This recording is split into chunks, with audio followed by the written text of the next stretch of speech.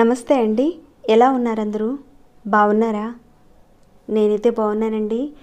మీ అందరికీ అమ్మవారి ఆశీస్సులు ఎల్లప్పుడూ ఉండాలని కోరుకుంటూ ఈ రోజున ఒక మంచి పరిహారం అనేది చేసుకోబోతున్నాం. ఈ పరిహారాన్ని ఇంట్లోనే చేసుకోవచ్చు. కాకపోతే మీరు ఒక నమ్మకం అనేది పెట్టుకొని చేయాలి. చేస్తే గనక మీరు చేసే ప్రతి పనిలోనూ సక్సెస్ ఉంటుంది. మీ ఇంట్లో లక్ష్మీదేవి స్థిరంగా ఉంటుంది. ఆర్థిక సమస్యలతో ఎవరైతే బాధపడుతున్నారో వాటి నుంచి బయటపడే మార్గాలు తెలుస్తాయి. చాలామంది ఇళ్లల్లో కుటుంబ సభ్యుల మధ్యనే గొడవలు వస్తూ ఉంటాయి. అలానే పిల్లలు సరిగ్గా మాట వినకుండా ఉండడం, దాంతో గొడవలు రావడం, అన్నదమ్ముల మధ్య గొడవలు, అంటే ఆస్తి తగాదాలతో ఇలాంటివి ఎన్నో విషయాలు ఉంటాయి గొడవలు రావడానికి. ఇలాంటివి ఏవైనా ఉంటే కనుక అవన్నీ తొలగిపోతాయి. మీరు చేస్తున్న పనుల్లో ఎలాంటి ఆటంకాలు రాకుండా సంపాదించే మార్గాలు మీకు తెలుస్తాయి. అలానే మీరు చేస్తున్న పనుల్లో ఆటంకాలు, అంటే ఒక ఇల్లు కడుతున్నారు, అలానే మీరు ఒక వస్తువు కొందామనుకున్నారు, మీ దగ్గర ఉన్న డబ్బు, అంటే బ్యాంకులో మీరు దాచిపెట్టుకున్న డబ్బులు ఏవైతే ఉన్నాయో అంతా బాగానే ఉంది. కానీ మీరు ఏదైతే చేద్దామనుకున్నారో ఆ పనికి కొంత డబ్బు అవసరం ఉంటుంది. కానీ ఆ టైంకి మీ చేతిలో డబ్బు అనేది ఉండదు. రావాల్సిన చోటు నుంచి మీకు డబ్బులు అలాంటి సమయంలో మీ చేతికి అందవు. కానీ ఈ పరిహారం మీరు చేసుకుంటే కనుక ఆ డబ్బు కూడా మీ చేతికి అందుతుంది. మీరు ఏదైతే చేద్దామనుకున్నారు, ఇల్లు కట్టుకుందాం అనుకున్నారు, లేదంటే మీ అబ్బాయికి వీసా కోసం, లేదంటే చదువు కోసం ఆటంకం వచ్చి చేతికి రావాల్సిన డబ్బులు ఆగిపోయినవి సమయానికి మీ చేతికి వచ్చి ఆ పనులన్నీ కూడా సక్సెస్ చేసుకుంటారు, అంటే పూర్తి చేసుకోగలుగుతారు. భార్య పిల్లలతో మీరు చక్కగా సంతోషంగా ఉంటారు. మీ మనసులో ఉన్న కోరికలు త్వరగా తీరడానికి మార్గాలు తెలుస్తాయి. మరి ఈ పరిహారం ఏంటో తెలుసుకునే ముందు ఒక చిన్న రిక్వెస్ట్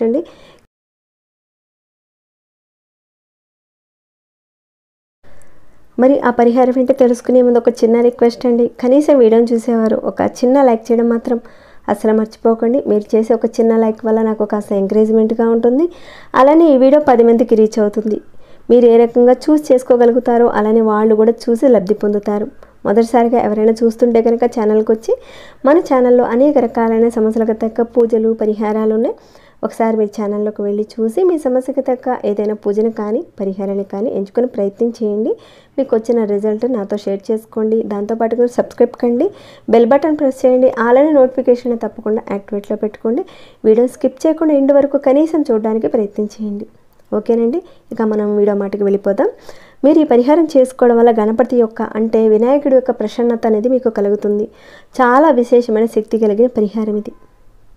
ఈ పరిహారం చేసుకోవడం వల్ల జాతకంలో చంద్రుడి నుంచి, కుజుడి నుంచి ఏమైనా దోషాలు ఉంటే కనుక అవన్నీ తగ్గుతాయి. ఇబ్బందులు ఉంటే కనుక తగ్గి అనుకూలత అనేది పెరుగుతుంది. మరి ఈ పరిహారాన్ని ఎలా చేయాలనేది చూద్దాం. ఈ పరిహారాన్ని మనం ఉదయం, అంటే బుధవారం ఉదయం కానీ సాయంత్రం కానీ చేసుకోవచ్చు. మీ పూజా రూమ్లోనే చేసుకోవచ్చు. స్పెషల్గా పీట అలాంటిది ఏది అవసరం లేదు. మీరు ఉదయమా సాయంత్రమా అనేది మీరు చూసుకొని పరిహారం చేయడానికి ముందుగా మీరు చక్కగా స్నానం అనేది చేసుకొని పరిహారాన్ని చేసుకోవాలి. మీ ఇంట్లో మీ పూజ గదిలో ఉన్న వినాయకుడి పటం దగ్గర కానీ విగ్రహం దగ్గర కానీ అక్కడ మీరు చేసుకోవచ్చు. అక్కడంతా ఒకసారి మీరు క్లీన్ చేసుకొని పరిహారానికి సంబంధించిన కొన్ని పదార్థాలు మీరు తీసుకోవాలి. దానికని కొద్దిగా బియ్యం, ఒక తమలపాకు, ఒక రూపాయి బిళ్ళ అనేది కావాల్సి ఉంటుంది. వినాయకుడు అంటేనే చాలామందికి తెలిసే ఉంటుంది, విఘ్నాలను తొలగించేవాడని.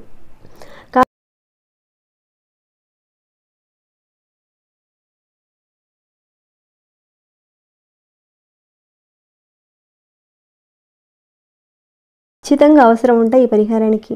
వేరే ఆప్షన్ అయితే లేదు. చెప్పినవి కాకుండా వేరే వాటితో మాత్రం ట్రై చేయకండి. చేయడం వల్ల ఫలితం అయితే రాదు. మీ పూజ గదిలో ఉన్న వినాయకుడికి, అంటే వినాయకుడి విగ్రహమైనా పటమైనా సరే, చక్కగా మీరు గంధం, కుంకుమ, పూలు పెట్టి ఆయన ముందు కొబ్బరి నూనెతో కానీ ఆవు నేతితో కానీ 2 ఒత్తులు వేసుకొని దీపారాధన చేసుకోవాలి. 2 ఒత్తులు అంటే ఇక్కడ 2 ఒత్తులు కలిపి ఒక ఒత్తిగా చేసుకొని ఆ రకంగా చేసుకోవడం కాదు.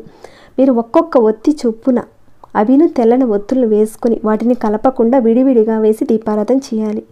మీ అందరికీ అర్థమైంది అనుకుంటున్నాను. ఆ రకంగా మీరు దీపారాధన అంతా అయిన తర్వాత స్వామివారి ముందు ఒక తమలపాకు పెట్టండి. ఇది ఒక తంత్ర పరిహారం. మన కోరికలు, ఆటంకాలు ఇలాంటివన్నీ కూడా తొలగించుకోవడానికి, తొందరగా రిజల్ట్ రావడానికి చేసుకుని ఒక మంచి పరిహారం అన్నమాట ఇది.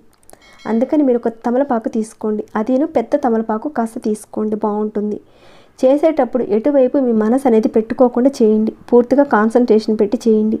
అలానే వీడియోను కూడా స్కిప్ చేయకుండా చూడండి. అన్నీ కూడా మీకు క్లియర్గా అర్థమవుతాయి, చక్కగా చేసుకోగలుగుతారు. ఆ తమలపాకులోకి ఒక పిడికిడు బియ్యం పోయండి, అంటే ఒక గుప్పిడి బియ్యం పోయండి. ఆ గుప్పిడి బియ్యం పోయడానికి తగిన విధంగా మీరు ఒక పెద్ద తమలపాకు తీసుకోండి. ఇక్కడ మీరు గుర్తుంచుకోవాల్సిన విషయం ఏంటంటే, ముందు దీపారాధన చేసుకున్న తర్వాతనే అక్కడే దేవుడు ముందే ప్లేట్లో కానీ లేదంటే అక్కడే మామూలుగా మీరు దాని మీద మీరు బియ్యం పొయ్యాలి. ఆ తర్వాత బియ్యం పైన ఒకే ₹1 బిళ్ళ పెట్టండి. పెట్టి దండం పెట్టుకొని మీరు వెలిగించిన అగరవత్తితో, అంటే ఆ పెట్టిన ఆ తమలపాకు, బియ్యము, రూపాయికి మీరు ధూపాన్ని చూపించండి అగరవత్తితో. మీ మనసులో ఉన్న ప్రతి ఒక్క కోరిక నెరవేరాలని, విఘ్నాలు తొలగిపోవాలని, ఆటంకాలు లేకుండా పనులు పూర్తవ్వాలని, సమస్యలు తొలగిపోవాలని, మీరు చేస్తున్న పనులు త్వరగా పూర్తి కావాలని కోరుకోండి. మీకున్న బాధని ఒక మనిషితో ఏ రకంగా చెబుతారో అలానే మీ బాధను చెప్పుకోండి, ఆయన వింటాడు. ఏదో నా పని అయిపోవాలి అని ఒక కమర్షియల్గా మీరు ఆలోచనలు చేసి మాత్రం చేయకండి. అలాంటివి జరగవు, కోరికలు జరగవు.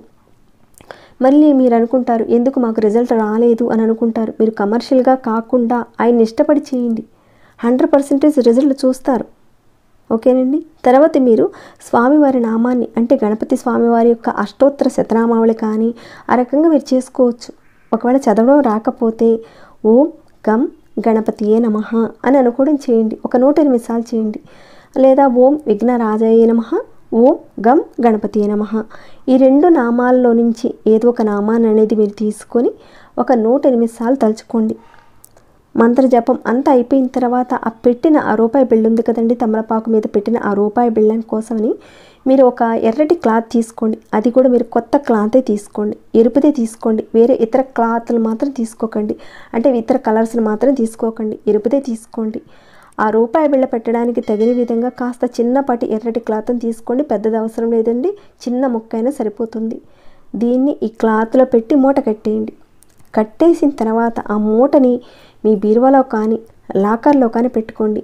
లేదా మీరు వ్యాపారం చేస్తుంటే కనుక గల్లాపెట్టలో కానీ కబోర్డ్లో కానీ పెట్టుకోవచ్చు, లేకపోతే దేవుడి దగ్గరైనా పెట్టుకోవచ్చు. ఆ తమలపాకు మీద పెట్టిన ఆ బియ్యాన్ని అన్నం పాయసంగా చేసుకొని మీ కుటుంబ సభ్యులందరూ కూడా తీసుకోవాలి. అంటే ఆ బియ్యానికి తగిన విధంగా కాస్త ఎక్కువైనా సరే కాస్త బియ్యం వేసుకొని వండుకొని అన్నం పాయసంగా తీసుకోండి.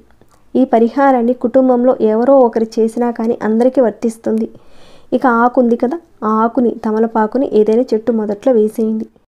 మరి ఈ పరిహారాన్ని ఎన్ని వారాల పాటు చేయాలి, ఎన్ని నెలల పాటు చేయాలి అనే మాటకెళ్తే కనుక మీరు ఈ పరిహారాన్ని ఒక నెలకు ఒకసారి చేసుకుంటే సరిపోతుంది.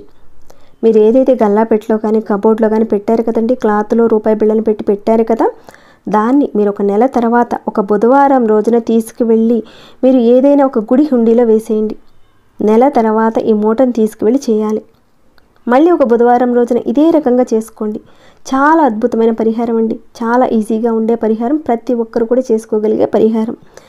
మీరు చూసుకుంటే కనుక రూపాయి బిళ్ళ, ఒక తమలపాకు, కాసినని బియ్యం, అంతే కదండి, పెద్ద ఖర్చు ఏముంటుంది. మీరు కోరుకున్న కోరికలు తొందరగా నెరవేరుతాయి, ఆటంకాలు తొలుగుతాయి, అలానే వ్యాపార అభివృద్ధి కలుగుతుంది. వ్యాపారం అంటే ఇక్కడ పెద్ద వ్యాపారమైనా చిన్న వ్యాపారమైనా ఎవరైనా చేసేవారు ఎవరైనా సరే చేసుకోవచ్చు. ఈ పరిహారాన్ని చేసిన తర్వాత నెల రోజులు అయిన తర్వాత మేము ఆ రూపాయి బిళ్ళని హుండీలో వేసే రోజున ఆ బుధవారం టైంలోనే నెలసరి వచ్చిందండి. మరి అలా ఎలా చేయాలి, ఏమైనా ప్రాబ్లం వస్తుందా, మీకు చాలా వరకు ఇలాంటి డౌట్స్ వస్తాయి. అలాంటిది ఏది లేదండి. మీరు తర్వాత బుధవారం రోజున, అంటే ఈ బుధవారం వదిలేసి తర్వాత వచ్చే బుధవారం రోజున మీరు గుడి హుండీలో వేసేసి తర్వాత చక్కగా మీరు ఇప్పుడు చెప్పుకున్న విధంగానే పరిహారం చేసుకోండి. చాలా మంచి పరిహారం అండి. చేసిన తర్వాత మీరే అంటారు చాలా మంచి పరిహారం చెప్పారని. ఖచ్చితంగా మార్పు అయితే కనపడుతుంది. మంచి రిజల్ట్ నుంచి ఒక మంచి పరిహారం మీరందరూ కూడా చేసుకుంటారని నేను భావిస్తున్నాను. ఈ వీడియోని ఇంతటితో ముగిస్తున్నాను. ఇంకేమైనా డౌట్స్ వస్తే కనుక అడగండి, తప్పకుండా రిప్లై ఇస్తాను. అలానే మీ మనసుకి ఎలా అనిపించింది మాట చెప్పండి. లైక్ చేయని వారు ఒకటి చిన్న లైక్ చేయండి, సబ్స్క్రైబ్ కాని వారు సబ్స్క్రైబ్ చేసుకోండి. ప్రతిరోజు మన ఛానల్లో ఉన్న వీడియోస్ని చూస్తూ ఉండండి. మరొక భక్తి వీడియోలో మళ్ళీ మిమ్మల్ని కలుసుకుంటాను. అంతవరకు సెలవు.